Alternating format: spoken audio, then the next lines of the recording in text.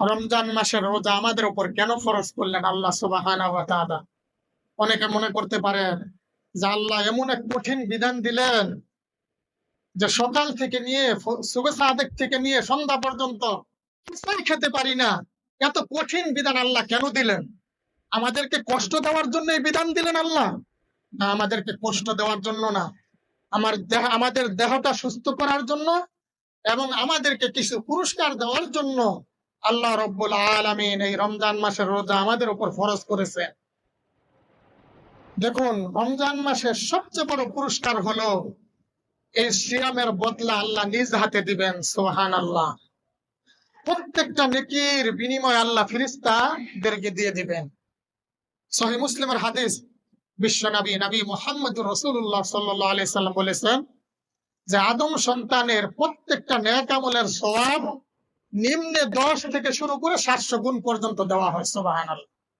এই যে আমরা সুবহানাল্লাহ বললাম, এর নেকি নিম্নে 700 গুণ পর্যন্ত দেওয়া হয়। এক রাকাত নামাজ পড়ে কারো নামাজের কোয়ালিটি যদি সবচেয়ে ভালো হয়, সে 700 রাকাতের নেকি পেয়ে যাবে। 10 থেকে 700 গুণ পর্যন্ত প্রত্যেকটা নেক আমলের সওয়াব পেয়ে যাবে। আল্লাহু আযজা ওয়া জাল্লা ইল্লা সাওম, আল্লাহ সুবহানাহু ওয়া তাআলা বলেন, কিন্তু সিয়াম ব্যতীত, ফাইন্নাহু লি ওয়া আনা আজজি বিহি, কেননা সিয়াম আমার জন্য, এর বিনিময়ে আমি আল্লাহ নিজেই দেব। সুবহানাল্লাহ। তাহলে এর চেয়ে বড় পুরস্কার আর হতে পারে না। সিয়ামের বদলা যে কত পরিমাণ দিবেন, কি দিবেন, সিয়ামের বিনিময় কি পরিমাণ সওয়াব দিবেন, এটা আমাদেরকে জানানো হয় নাই। সিয়ামের বদলা আল্লাহ নিজেই দিবেন। প্রত্যেকটা ইবাদতের বদলা দেওয়ার জন্য ফেরেশতাদেরকে মাধ্যম বানাবেন আল্লাহ, কিন্তু সিয়ামের রোজার বিনিময়ে দেওয়ার জন্য কোনো মাধ্যম করবেন না। আল্লাহ সুবহানাহু ওয়া তাআলা নিজেই এর পুরস্কার দিবেন। কেননা আল্লাহ বলেছেন, সিয়াম আমার জন্য, এর পুরস্কার আমি আল্লাহ নিজেই দিব। সুবহানাল্লাহ। তাহলে আপনাদের কারো প্রশ্ন থাকতে পারে, আমাদের কারো প্রশ্ন থাকতে পারে, তাহলে নামাজ কি আল্লাহর জন্য না? আমাদের দান খয়রাত কি আল্লাহর জন্য না? আমাদের যাকাত কি আল্লাহর জন্য না? আমাদের হজ কি আল্লাহর জন্য না? প্রত্যেকটা ইবাদত তো আমরা আল্লাহর জন্যই করে থাকি, নাকি বলেন? প্রত্যেকটা ইবাদত আমরা কার জন্য করে থাকি? আল্লাহর জন্য করে থাকি। এরপর প্রত্যেকটা ইবাদত করলে মানুষ জানে কি জানে না? নামাজ পড়লে মানুষ দেখে, দান খয়রাত করলে মানুষ দেখে, যাকাত দিলে মানুষ জানে, হজ করলে মানুষ জানে।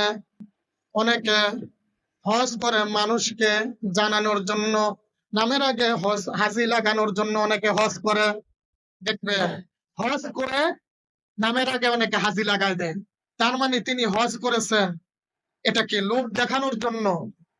নামাজ পড়লে মানুষ দেখে নেয়, দান খয়রাত করলে অনেক সময় মানুষ দেখে নেয়, যাকাত দিলে মানুষ দেখে নেয়, কিন্তু একটা ইবাদত আছে যেটা কোনো মানুষ দেখে না। দেখে, এই যে আমি এখন আপনাদের খুতবা দিতে এসেছি, আমি যদি আমার বাড়ি থেকে কিছু খেয়ে আসি, আমার ঘরের স্ত্রী পর্যন্ত জানবে না। জানবে?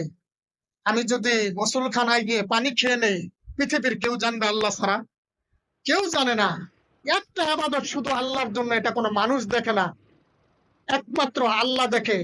মানুষ সিয়ামের বিষয়ে, রোজার বিষয়ে যতটা আল্লাহকে ভয় করে, এরকম ভয় যদি আল্লাহকে প্রত্যেকটা বিষয়ে করতো, তাহলে মানুষের দ্বারা অপরাধ করা সম্ভব হতো না। গোসলখানায় গিয়ে পানি খায় না কেন?